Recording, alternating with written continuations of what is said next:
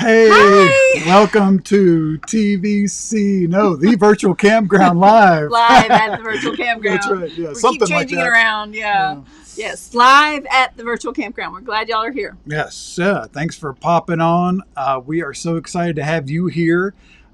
We got some pretty cool guests waiting in the green room, as they say. I think that's what they say in the biz. Yes, in the biz. So we're excited to talk about Mexico. Yes. And but we have some other things to talk about before we get there. Yes. First off, where are we? Today we are in Colorado. Well, we're sort of in Colorado Springs. Okay, outside of Colorado Springs. Yes. Yeah. We have moved over to. I don't know if this is Falcon or Fountain that we're at. Colorado. One of those. One of the two, but we're at Falcon Meadow Campground. I know that.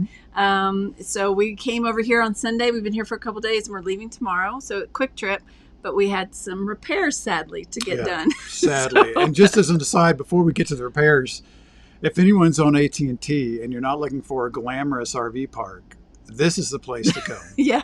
Screaming fast AT&T cell coverage. The best we've had in ages. Yeah, we may never leave. We don't like it here, but we may never leave. So we had repairs. So yes, we came here to get the inverter repaired.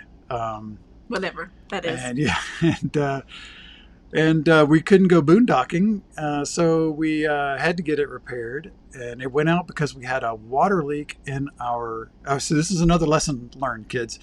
We had a water leak in the kitchen. In the kitchen. And... under the sink. Under the sink. And it drained, it caught the pipes and just kind of made its way over to above the inverter, which is kind of above the refrigerator, below the refrigerator. Mm-hmm. And so the water just kind of dripped on the inverter and took out a board. Not good. It's an expensive water leak. Yes. So we got it repaired. You fixed the water leak all by yourself. Got the water. That was easy. Yeah. $5 and some parts and a few, 30 minutes or so. Yes. And then Deborah's going off to a coffee shop to have some fun while I waited on the rig to get work done, and then nail in the tire. And that wasn't horrible. I mean, you get nails in tires every now and then, but it was time for all 4 tires to be replaced. I've been putting it off. 4 Jeep tires, 35-inch Jeep tires. They are super expensive. So we had 4 tires replaced on the Jeep. And a new water pump. Oh yeah, she's going to get the tires, and the engine overheats. So no water in the radiator, leaks in the radiator, plus the water pump went out. Holy! So we're going to be taking donations later. Yeah. We're an expensive day yesterday. Let's just say that, and nothing that I wanted to spend money on. So yeah. Liz is in the house. Hey Liz, what's up? Nice to see you. Yeah, I just opened up a Patreon account. $100 per month is our level. We will put your name on radiators and inverters. That'd be awesome. That's a good idea. Yeah, it could be the Liz Wilcox radiator. And the Jimmy? No, who else? Who else is on here often? Johnny Lightning. Johnny Lightning could be the Johnny Lightning water pump. Oh my gosh! Think of the opportunities. But that's all behind us. We're all behind us, and we are having a better day starting tomorrow. Starting tonight with our guests. It's gonna be great. Right, exactly. But in the meantime, So basically, the things that we've seen this week are the inside of a Brake Plus and the inside of a discount tire. You got to go to Subway. Oh, I did get to walk over to Subway. Yes, I did. So fun. Yeah. So at any rate. We're past it. We're over it. We're past it. We're still talking about it. I'm not going to dwell on it anymore. All right. So then let's move on. Oh, did we say about the tire pressure monitor system? That went out on the Jeep as well. I had to get that too. Just on one tire. Okay. Now I'm done. Are you sure? I'm sure. All right. Well, question of the week this week for everybody in the chat is to let us know, have you been to or are you planning to go to Mexico? Obviously, that's a good question for today. Question. Yes, I think that was a timely question. Shocking how timely that is, really. Okay. And we want to give a couple of shout outs to the folks in the community. Tasha, who is one of our really active members. She and her family have started a merchandise. And so they have this really fun little t-shirt. Show the t-shirt. Jacks down, bottoms up. So you know how stressful it can be when you're getting all loaded in and you got to put the jacks down, get the rig ready. So they've started this t-shirt. I think it's kind of cute. Yeah, Jacks down, that's a fun shirt. bottoms up. Yeah. Yep. I like it. So shout out to her, and also a shout out to Barb. She's not on right now, but maybe she'll watch this later. But Barb hasn't been feeling good. She had some issues this week, so we're just sending her out some good wishes so she gets better. So yeah, we're thinking about you, Barb. Yes, we are. We are definitely thinking of you, and we're also thinking of all our friends that are in California. Oh my gosh. Got a lot of notes back from our email on Sunday about people that are in California and being affected by the fires. So. Speaking of which, that's my first story. Are we ready to go? Yeah, sure, why not? Here we go. Please welcome Deborah for Deborah's News.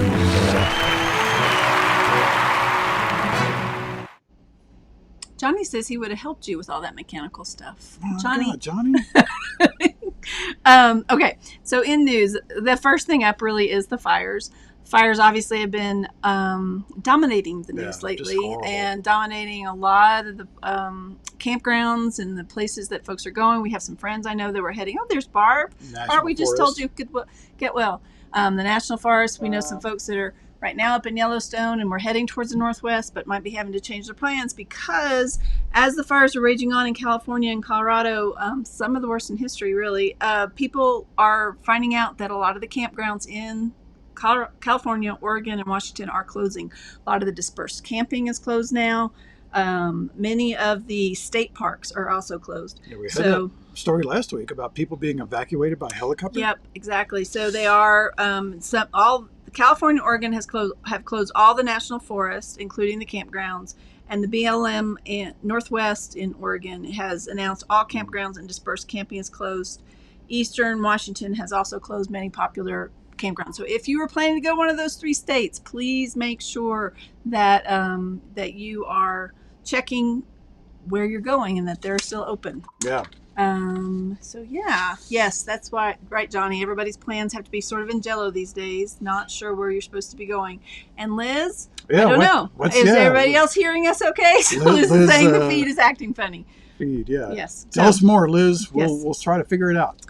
And speaking of fires, devastating, but this was a picture taken from a Southwest airplane. Yes, isn't that crazy? That's not a cloud. It's called a smoke cloud. Pyrocumulonimbus Well, I could have told you that. Could you have told me that? I couldn't have actually told you that because I didn't say it very well. But that is from the Creek Fire in the Sierra National Forest. So just an astonishing cloud from the smoke. It's really pretty wild. So high rise to highway. I don't know your actual name. High rise to highway. Or blessed to All right, RV. so we've got some people that are saying the feed. Does that mean our it's acting funny, like video? Barry's funny, or the video's just shorting out? Or Johnny says it's black fine. and cutting out like half a second. That's strange. Yeah, that's very strange. We got power back here on the old hotspot, so we'll keep powering through. You let us know if it gets worse. Yeah. Okay. And then just also, it's interesting. We've been talking all summer about how RV sales and rentals are up. Mm-hmm. Lots, can't keep them on the lot. That's right. Well, the other thing that's really up is the sale of camping gear, kayaks, and bicycles.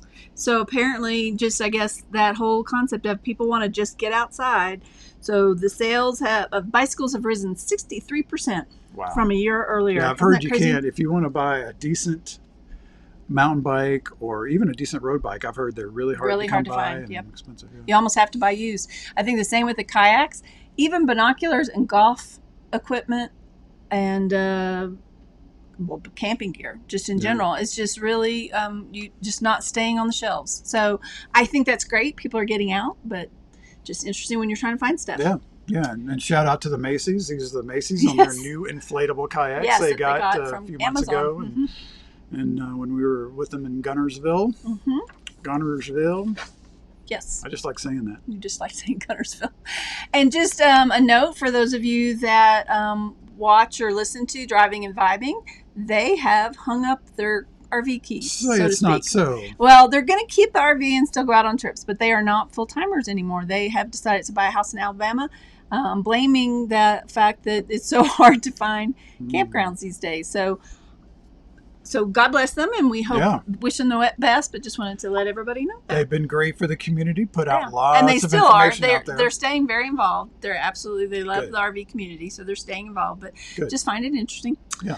And then last but least, but not least, I just found this interesting. The UK version of the popular Who Wants to Be a Millionaire had their first millionaire winner. And do you know what? That Brainy Winner is an RVer. No. Yep.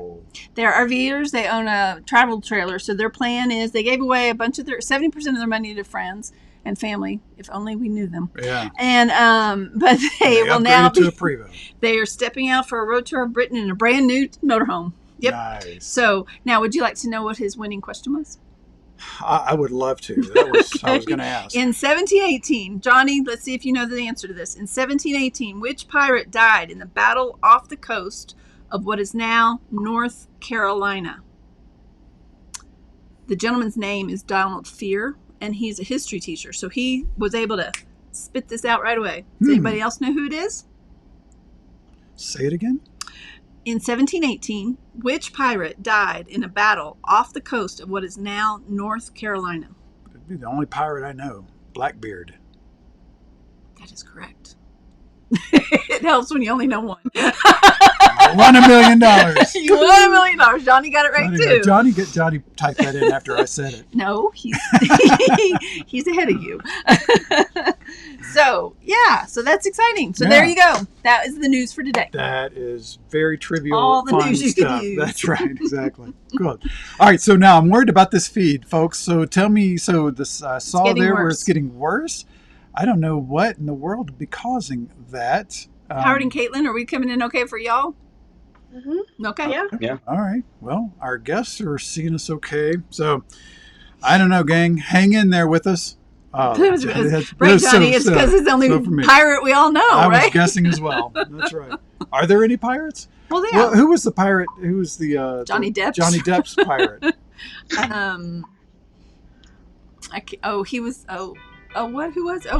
Who was he? I don't know. There goes my We're getting a text. Jason, you should know better than text me. No, sons should not text during the show. I think they're probably texting about the feed. Oh, is it? Okay.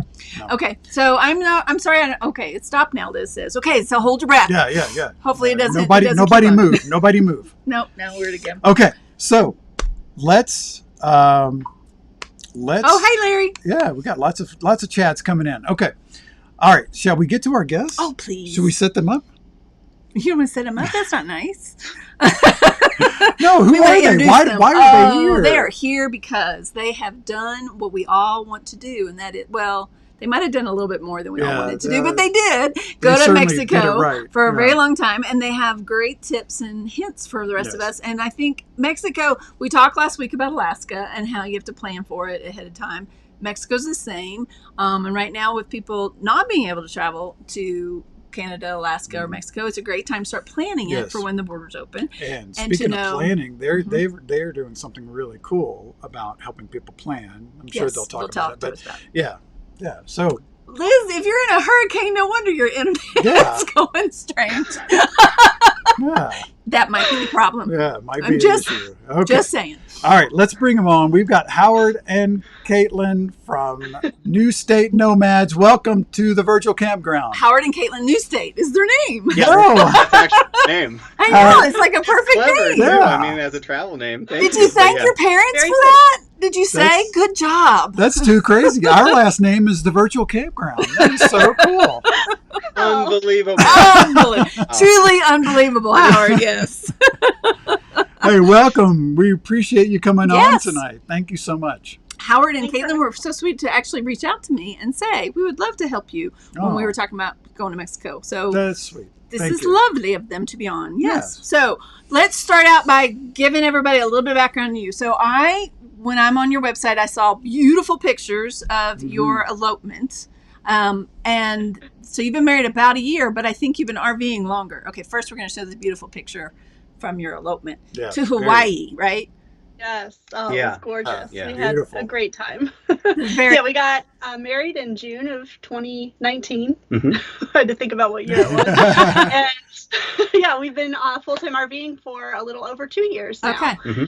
Yeah. So we still liked each other enough after living in the RV that long to get married. Yeah, that was actually a hot tip by one of we have our own business. So one of our clients was like, if you all can do it for a year, you deserve to get married. Exactly. Right. It's the truth. It's the truth. It could be the new premarital test for people. Right. They go out on an RV tour. RV. That's right. Definitely. Yes. So you've been married for 1 year and RVing for 2. And so what drove you to be RVers? That's a great question. We had always talked about it. Howard had come to me with the idea, like, one day, wouldn't it be cool, one day, pipe dream kind of thing. And we had moved down to Miami, Florida. I had taken a job down there, and it just ended up not being the right fit. And simultaneously, Howard had some clients. I had started moonlighting and had my own clients, and it gave us the freedom to leave that job that wasn't a good fit. And when all that happened, the stars aligned, and it was like, let's make this now. Like, why wait? Let's do it now. And within a month, we bought an RV and got an apartment and hit the road. Oh, I'm not going to pretend like it wasn't a crazy move to do it in a month, but like we looked at hundreds of RVs. It was truly like, all right, we're going to do this and we're going to do it right. And yeah, I mean, it was July when we made the decision. We hit the road in August and we never looked back. We do have a storage unit. We had our get out of jail free. We stored all our furniture because we were like, it could be terrible. That's right. And it wasn't terrible. We and loved it, yeah. After a year, we were like, oh, we got to keep going. And now we're coming up, we just passed 2 years. In August, yeah. And honestly, I don't see us probably slowing down anytime soon. Awesome. That's awesome. What you looked at lots of RVs. What did you end up getting? So we have a 2019 Winnebago Navion 24D. So it's a Mercedes Sprinter chassis-based Class C. It does have a Murphy bed, and for us, it was perfect because since we work from the road, we use our dinette as our office, and so we could have dedicated office space, but wouldn't have to tear down tear down our office every day in order to set the bed. That's kind of a common thing with the really small, short floor plans. Mm-hmm. So this one's got a real big slide. It's nice and roomy, and we now travel we now have 3 dogs. Oh my goodness! Wow! Spoiler alert: we got a dog when we were in Mexico. So we now have 3 dogs that live with us. Spacious and roomy enough for both of us. Okay. All five of us. All 5, yeah. No kidding. Well, wow. That definitely. Okay, tell me about that though. Taking 2 dogs into Mexico, is there a problem with taking pets into Mexico? No. No, actually, very, very easy. Yeah, okay. it used to be something. I mean, it used to be a thing where you had to have paperwork and all that because you were bringing in a pet into a foreign country. Right. Mexico no longer requires any paperwork whatsoever. In fact, neither does the United States coming back from Mexico. Okay. Really? So it's extremely easy now to travel back and forth, at least between the United States and Mexico with a pet. So picking up a third, wasn't a problem. It really wasn't that big of a deal. We did have all her shots and paperwork ready. We did. In case they asked. It's always good to be prepared. Yeah. But yeah, Border Patrol did not care at all about the dogs. In either direction. Yeah. Yeah. Wow. Interesting. Yeah. I would have thought that they would have cared about that. So that's good. That's good to know. Yeah. Good first tip. That's right. Yeah. Tip number 1. For those keeping track at home, 1 tip. Yes. So Do you have a little score thing? Yeah. He did last week. I don't know if you watched, but he was keeping score between the couple. So just know, no pressure though. No pressure. Katelyn will win, just so you know, Howard. Because he's a gentleman. I don't know. It's pretty competitive. So where did y'all enter Mexico? So, go ahead. Laredo, Texas. Oh, okay. There are a lot of places. Obviously, you can cross at any border crossing to go into Mexico. The reason why a lot of RVers choose to enter at Laredo is, number 1, there are actually multiple crossing points at Laredo. One of them is ideal for RVs, trucks, things like that. And they're already set up for it. They understand it. There's a giant X-ray machine that you put all the vehicles through, and that location has all of that. Oh, plus the other part too is when you cross into Mexico, unlike entering into Canada, there's a series of paperwork that you have to complete as soon as you cross. And at Laredo, it is immediately at the border, versus in some areas, you actually drive inland by, 50, 60 kilometers. Oh, wow. And then there's the office that you have to look out for. Mm-hmm. And there's 2 crossings at Laredo. Correct. So we went to the one that's a little bit further north. It's the Columbia crossing. Columbia is the name of it. Yeah. Now, it's just not as heavily trafficked.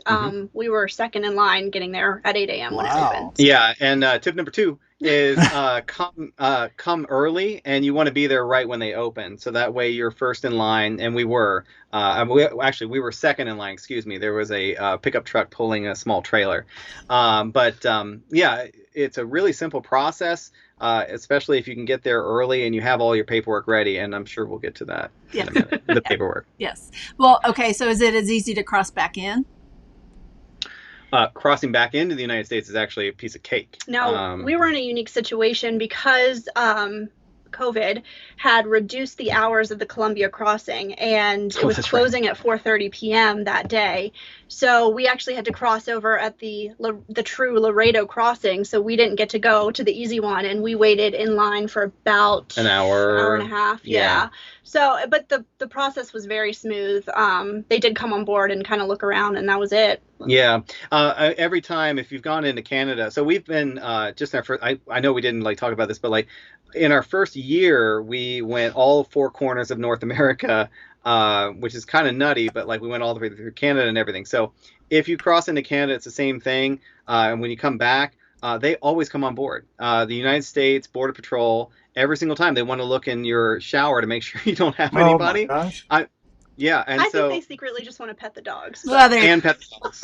And pet the dogs. Well, but it's not a red flag. Just know that if you're crossing the border coming into the United States in an RV, more than likely they're going to come on board. Yeah. Okay. Well, especially I think there was just recently a news story that somebody looked in an RV and there was 51 people. Whoa. Oh. Too many. 51. Yeah, not 50, 51. Yeah. So I think that So they might be checking a little bit more in your shower and under your bed. I don't know. So Hey, that was a fifth wheel or something. Yeah. Jeez. Okay. So before, I should have asked you this before I asked you about where you went in. How long before you went to Mexico were you planning the trip so you could make plans? Okay. 6 months, a year? Well, I was going to say, because actually it was I had this whole grand plan, right? Because I'm all right, we're doing RV life. So I was we're going to go to Alaska in the summer, and then we're going to go to Mexico in the winter. And my plan was to literally do it in 1 year, which is insane. And so we had been talking about Mexico since August of 2018. We didn't really start planning, though, I would say, until, probably about 6 months. Mm-hmm. And it's kind of interesting because it became this ragtag thing where we were we meet other couple. We're we want to go to Mexico. They're we want to go to Mexico. We're come on. And then they tell a friend and they're come on. And so it became this thing where little by little the caravan grew. And then we had 3 couples that were traveling down to Mexico. So we planned pretty in depth with the other couple, one of the other couples, I should say. And so that process was probably about 6 months, I would say. And the immediate thing that you recognize is when you're doing research is there's not a lot of information, unfortunately, on Mexico for RVers. And that's unfortunate because... And the information that does exist is outdated. Yeah. So that's a big problem as well. Yeah. So I was telling them before we started the interview, but there's a book by the Churches, and the Churches is a pretty famous RVing couple that they've done ones actually on Europe, Alaska, Canada, and Mexico. And their Mexico guide is 10 years old. And that's the most current guide right now that you can get for mainland Mexico. There's a lot of people that go to Baja. People consider it kind of Mexico light. Right. But mainland Mexico is very sparse on information, unfortunately. So since you brought up Baja, and because we do hear that a lot, people want to go to Baja, is it vastly different just to go into Baja than what you did going into mainland Mexico, do you think? Well, for one, there's less paperwork required. So if you're going down, let's pretend it's not COVID, because COVID is completely different. We like to pretend there's no COVID. Yes, we do that all the time. Us too. I mean, we're just living this bubble. We imagine the RV is not in COVID. So non-COVID, there is not the import paperwork that's required. So when you go into mainland Mexico, you have to get what's called a temporary import permit, a TIP, for your RV. It's good for 10 years, but you have to process that. That's one of the things that you have to process at the border when you arrive into Mexico. and it's a sticker that they put on your RV, on your windshield, and it's good for 10 years. If you go into Baja, you do not have to get a tip. It's in a zone that they consider kind of like a touristy zone. So Baja, and then there's a strip that runs along the border on the Mexican side, almost all the way to Texas. Actually, I think it does go all the way into Texas. So if you're in that zone, technically you don't need paperwork in order to enter that. So a lot of people who live in Texas, for example, they'll go into Mexico for dental work and things like that. You don't need paperwork every single time just to go in for that. And so Baja is part of that zone. Got it. But the mainland does require more paperwork. And regardless, though, you're still going to need insurance. That's tip number 3. Number 4, I can't remember now. 4. Anyway, you're going to need insurance because Mexico has very high liability limits. So U.S. insurance does not cover you on liability side. They do cover you on your collision and comprehensive. Okay. So our U.S. policy said, okay, you can pick whatever policy you want in Mexico. We'll cover you for collision comprehensive. You just need some liability. So you have Mexican insurance. Yeah. You do, yes. And it's very high premium. Not very expensive, but I mean the levels of coverage is very high. I think it's $500,000 in liability because unfortunately a lot of hit and run would happen in Mexico, and people would not get compensated appropriately for it, and so families needed to be compensated. So Mexico raised the liability limits significantly. It's way higher than in the United States. Got it. So that is another little wrinkle, and that's tip number 4. So you need to get if you're staying in mainland, if you're going into mainland Mexico as opposed to this kind of border along the states, you have to get something for your RV that's good for 10 years. So you guys have something you can go in and out now into. That's right. Okay. And then another thing you need is insurance. What other paperwork is important to have? If you have a tow vehicle, that's separate paperwork as well. That is, yeah. And so they treat cars differently than they do treat RVs. So something to be aware of is if you're in a split situation, let's say you have a travel trailer and a truck, the travel trailer will get a 10-year tip. The truck will get a 6-month if you're on a tourist visa. So just something to be aware of is if you're intending on staying long term, you can't just do that.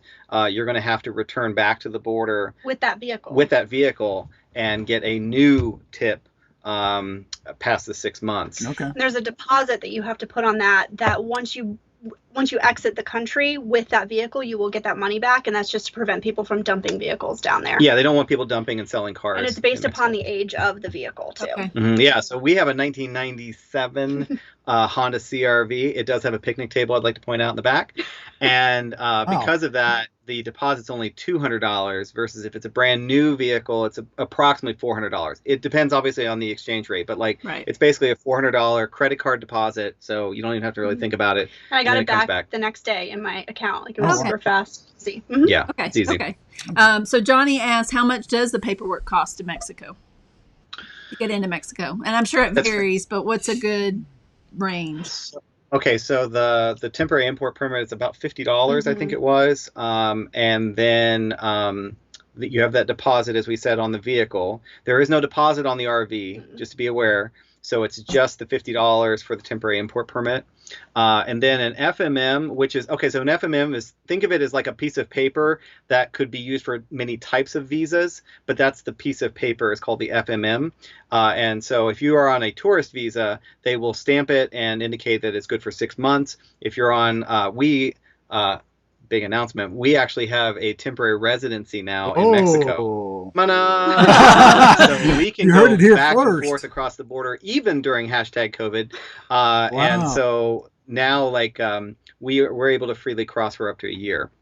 And we would still get an FMM, and it would be printed on there to indicate the 1 year. The cost of that, though, it was really inexpensive. I think it was. I think it was like $20 or $30. Which again, but it's good for 6 months, even the regular tourist visa. Why? Could you tell us briefly why you decided to go the residence route? Yes. So because of COVID, you cannot get back in on a tourist visa. And we always knew that we wanted to go back after our 6 months.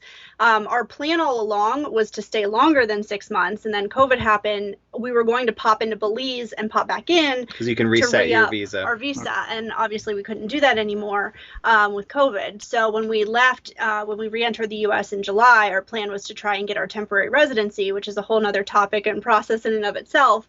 But we were approved last week. So now as temporary residents, we can freely cross back and forth regardless of those border closures. Yeah, so something to just remember, like, you can always enter your home country, right? So as a U.S. citizen, you can always enter the United States. Yeah. It's the same thing with Mexico, vice versa. So by getting the temporary resident, we can actually cross in either direction freely because we have legal representation by both nations now. So we are...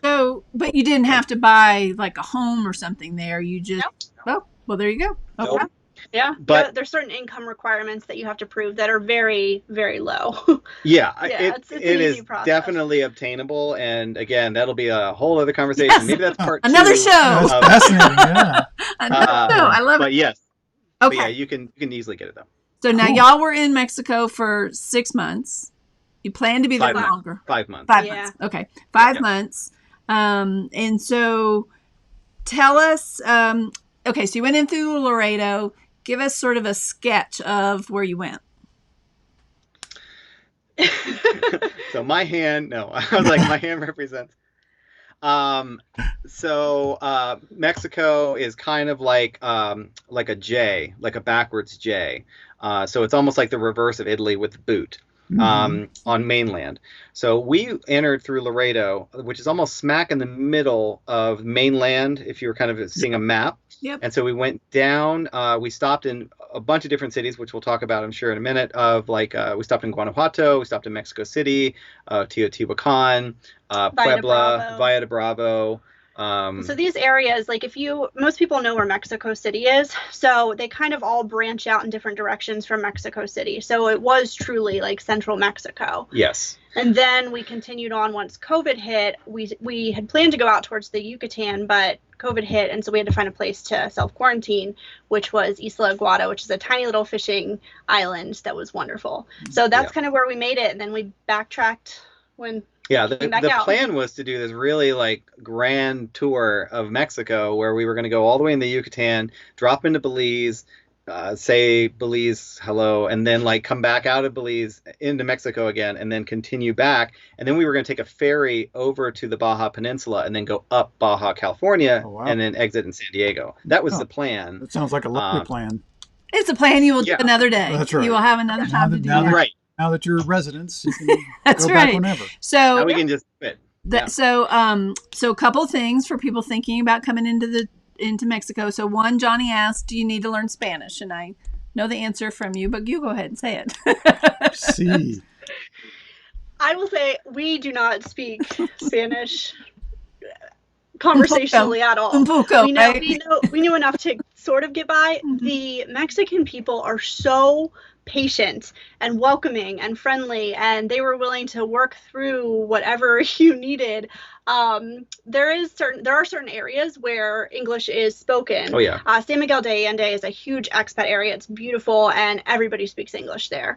But we went to some of these more off the beaten path places where nobody knows English. One of the people that we were with, the other couple, is fluent in Spanish, so that helped. But we never felt like we would go out on our own and do things, and we always got by. We knew enough like basic Spanish, and being around it, you pick up more things too. And Google Translate is fantastic. We got stopped a couple of times like going through checkpoints, and the police were always super helpful. They even like would speak into our phone, and you figure it out. And they're just glad that you're there enjoying their country. Oh yeah, they love tourists. Honestly, they love tourists, and even in the small towns and everything, they're so excited to meet you. They want to hear all about you. They want to share like their favorite place to eat. They want to like, and not in a touristy like sales trap kind of way. I mean, literally, like they're like, please sit down, like have some food, no charge. And the other thing too is anyway.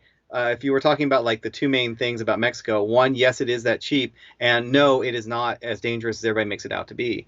It is actually an incredibly safe. We never felt unsafe the entire time we were there, and in fact, the stories that you hear sometimes about the police in Mexico about corruption.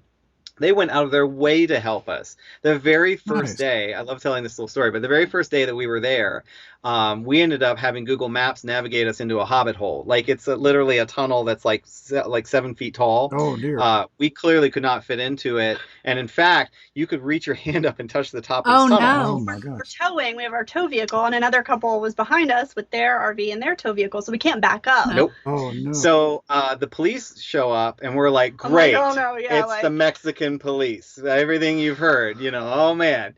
And they're like, do you need help? And we're like, yes, we need help. And they're like, no problem. So they stopped traffic, helped us back up. We had to disconnect our tow vehicle, helped us back all the way out, and then gave us a police escort all the way to the campground. Wow. That service. That's I wouldn't, awesome. I can't even think of a place in the United States where that would happen. No. No. We would have gotten a ticket here. Oh, definitely. They were like, you're Well, a fool. That's Explain what good you to did. hear, because I have definitely heard the Yes. stories, the opposite stories. That our son, in fact, had a story that was an opposite story, but that was in Mexico City. So proper. I Yeah. think that Yeah. maybe that's what happens is in some of the bigger towns. Right. It can be, yeah. And the other thing, too, is I would certainly say, just like in the United States, there are certain places where you wouldn't go. Same thing in Mexico. And they're pretty obvious, I would say, as far as areas and regions. The unfortunate part about that, speaking on safety, is that the State Department, U.S. State Department, releases these safety maps, and they indicate, particularly right now, the entire country of Mexico is a level 3, which is really insane, because that is like right up there with Iraq, Afghanistan, and places that you probably really, really shouldn't be traveling right now. Mexico. The other problem is that the State Department only gets as granular as state level. So imagine if there was a warning in like southeast Florida, and you told do not travel in the entire state of Florida. Yeah. That's ludicrous. Of Right. course you would go to Orlando, even if there was something going on in Miami. Right. So it's the same thing in Mexico, where unfortunately you're right off the bat. Like, she was on high alert before we went. Admittedly, like we were nervous because we were like, well, Because it gets in your head. You Yeah, hear yeah. Oh these yeah. things. It They're definitely. telling us did. we're crazy for And going, you and stand out a little bit. Yeah. yeah, Yeah. and of course we do. Yeah. I mean, just like here, there's certain things you wouldn't do. Like you just watch yourself, but I mean, we definitely felt more relaxed as time went on. Yeah. And Good. all those fears Good. drifted away. That's So- great. Yeah. Don't do drugs. Don't commit a robbery. Yeah, that's it.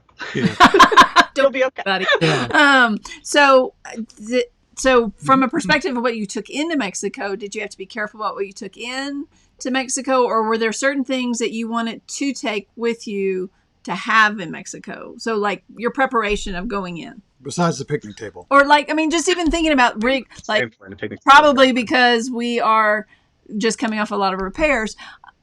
Can you find things if you have to fix your rig? That is a great question. Yeah. Okay, so yeah, let's jump into like is Mexico prepared for RVs? Yes. The answer is frankly almost no. Almost no. Almost. Like because first of all, most Mexicans do not own RVs. It's extremely unusual to even see an RV in Mexico that is plated with Mexican plates. So what you're going to see is a lot of Canadians, a lot of European, like foreign plates, where they have them shipped over on a boat, and then they do Mexico and Central and South America. Not a lot of Mexican plates.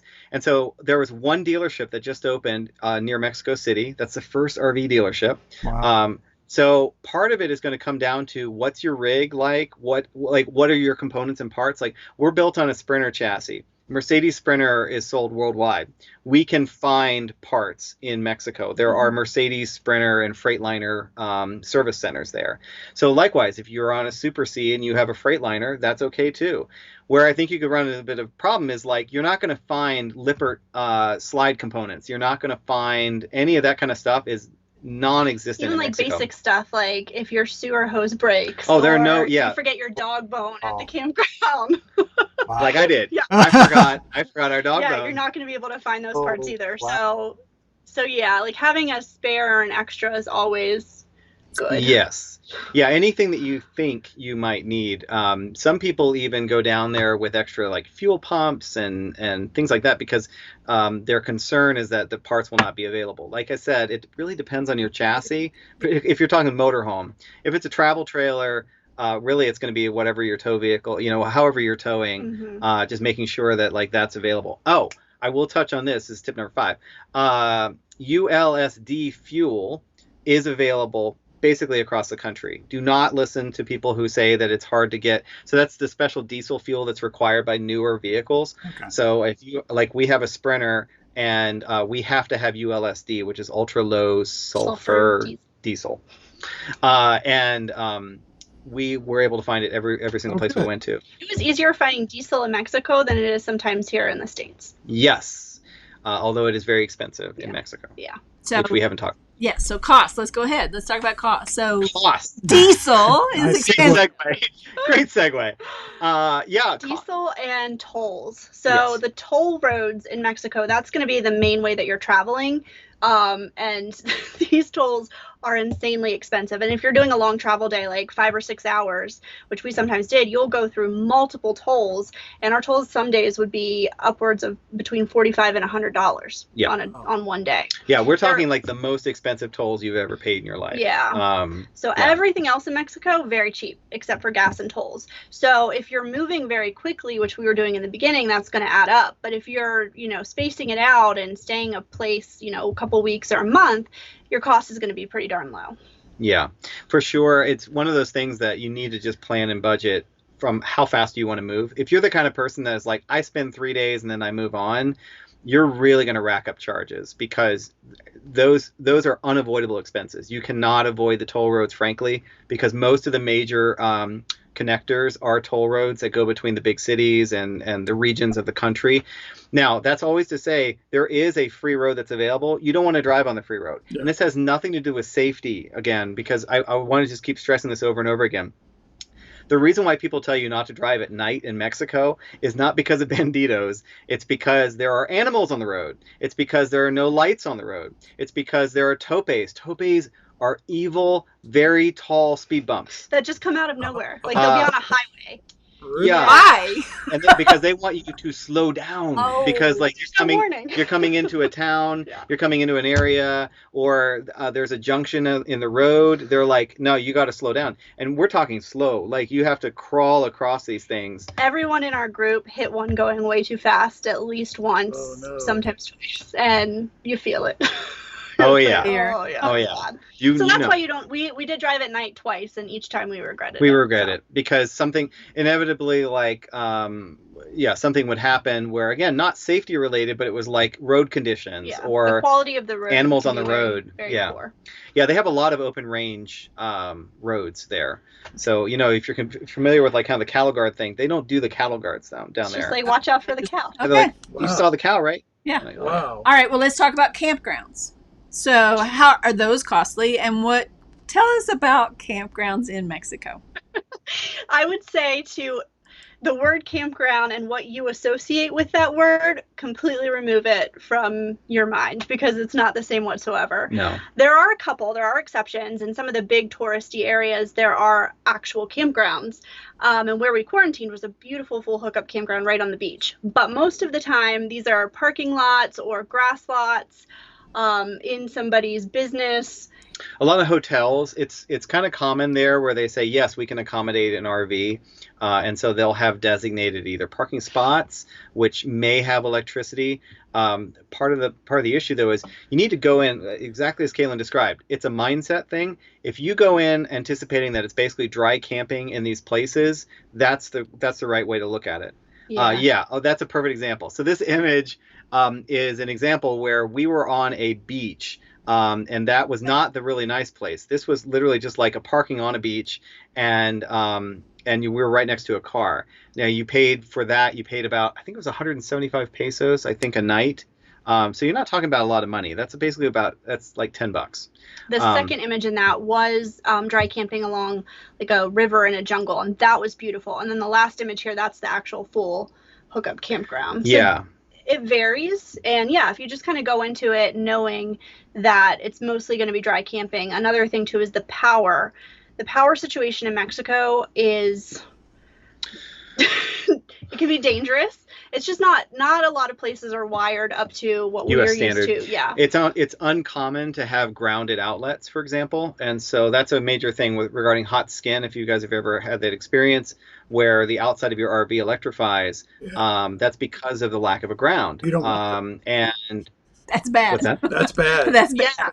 Oh yes, It's scary. So bad. we would just end up unplugging. Yeah. So I travel with, we have what's called a Hughes Auto Former, which is like a system that will boost your voltage in campgrounds. So it also has on it like a readout that will tell you the status of the wiring. And so it'll tell you if the ground is missing or if it's reverse wiring and all of that. Without fail, I think there was maybe like 3 times. Remember, we were there 5 months.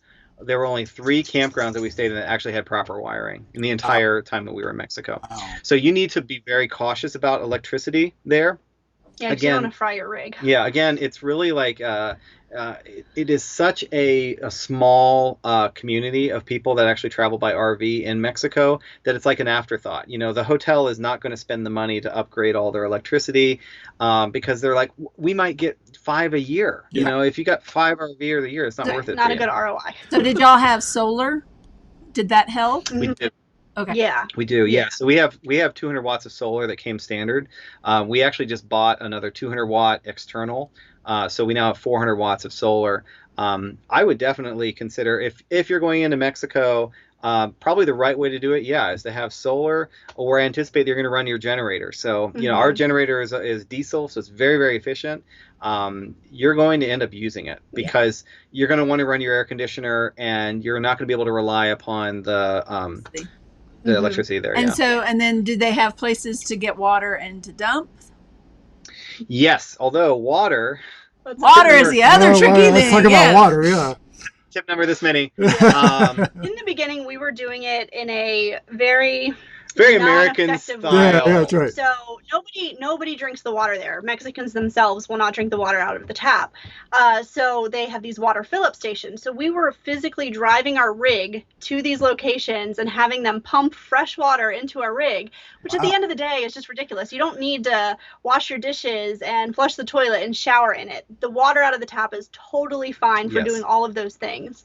So a couple of months in, we switched ways and we get, they're called Garaphones, which are basically like those big water coolers that you see the like 5 in gallon office cooler. So you just buy that. We got a pump at Walmart down there. You put that on the top and that's what you drink out of. And then we would just hook up to the water at the campground. Which almost all of them did have water that you could connect. So that kind of water, as far as for showering and for flushing toilets and all that stuff, was widely available at nearly every single place. And then we just sanitized our tanks when we came back. Okay, and you can wash your dishes in it and not get sick? Yeah. Okay. Yeah, we wash the dishes, brush our teeth. Like, as long as you're not like actually consuming it in large quantities, then you're fine. Okay. I think we even boiled it for pasta and things like that. And Mexicans will also use it in like a soup or whatever. So really, it's like if you are boiling it, there's no reason to use they call it Garafone water, but Johnny Lightning thinks you should have just been doing everything with tequila. Don't need no water. Yeah, that's just. We had a lot. No, we didn't. We didn't. Really we had no. Well, because the hashtag COVID hit, and there in the state, we were in the state of Campeche for the quarantine. They banned all alcohol sales, and that's local. I mean, we're talking like on a statewide level. So like, you couldn't buy it in the stores, you couldn't go to restaurants, nothing like that.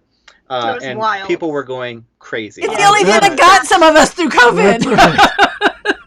Exactly. Like, and we were on an island and had no alcohol. Oh. And, it was trying time. Yeah. So like we had like Costco. There are Costco's, by the way, all over Mexico. Yeah. Costco, Sam's Club. Okay, good to know. Walmart. Walmart's everywhere, actually. Yeah, of course. So, of course. We did stock up before the ban, though, so we had enough to get us through at least a couple weeks. We did, but then we ran. I mean, critically low. out. Critically low. Another question came in. does overnight shipping work in Mexico? So, like, I guess if you ran out of something or you needed a fuel pump repair, shipped to you, could you have it shipped to you? No. Well, it depends on where you are, really. I mean, on the island, we were out of luck big time. Like, I ran out of contact lenses and a couple other things, and they finally got to me, I think, a month later. Yeah, so what happens is... It's not our friends who are on here, High Rise to Highway, they mailed us masks. They were making masks while they were in Key West, and they actually mailed us masks. They're lost. They never made it. Came. The Postal Service had no record of it, even though we had a tracking number. So it's hit or miss. So don't ship anything super important. Well, I was going to say FedEx, DHL, UPS, great. No problem. You can get stuff. It will be expensive because you're going to pay import and all that. Like, you pay duties on, like, it's as if you ordered anything from any other country.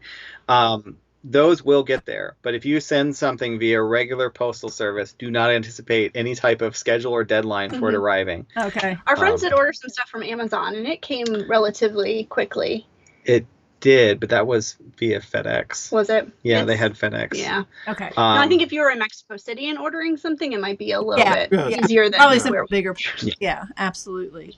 All right. So, goodness, lots of information. So much I want to ask you about. Yes. Okay. So, tell people why it is good to go RVing in Mexico. There's a lot of great. Okay, I mean, this will be like 6, 7, 8, 9, 10 or whatever. The food is incredible. Like, the best food I've probably ever eaten in my life. It's just so amazing. Everything's so fresh and flavorful. That's number one. Number two, it's just a beautiful country. Like, some of the most beautiful things. We travel a lot internationally. It's just incredibly beautiful, breathtaking. We're talking like teal rivers and epic waterfalls and colorful buildings. Like, they love colorful paint down there, and it's so beautiful. Number three, the people. People are just so incredibly friendly and willing to help you and make you feel welcome. And it's just, the culture is so special. Those are my top three. Okay. All right. Then, Howard, I'm going to ask you to give, Howard, you can give the top 3 places that people should go when they go RVing. Well, okay, Guanajuato is our favorite city that we went to. Guanajuato is a colonial city. It is west, like northwest of Mexico City.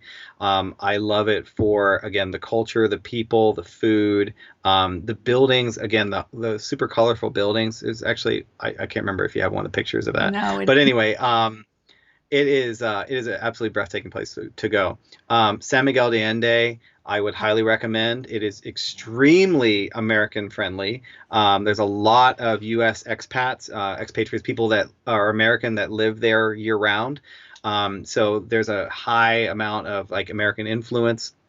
But again, beautiful city, fantastic food, great culture. So I would say those two. Third one, there's you can see the monarch butterflies, the migration. Yes. So there's billions. I want to do that. Butterflies in these small areas. So we did that. And that's near Valle de Bravo. We stayed in Valle de Bravo, which is a big like weekend getaway place for some of the wealthier people in Mexico. It's like a lake community that's west of Mexico City. City. We met an Uber driver recently who was from there, and she called it the Tahoe of Mexico. Yes, which is a great analogy. Great analogy. Yeah. So, I mean, I was at Monarchs. This is really hard. I mean, I know. It's like, because there's Grutas de Tolotongo.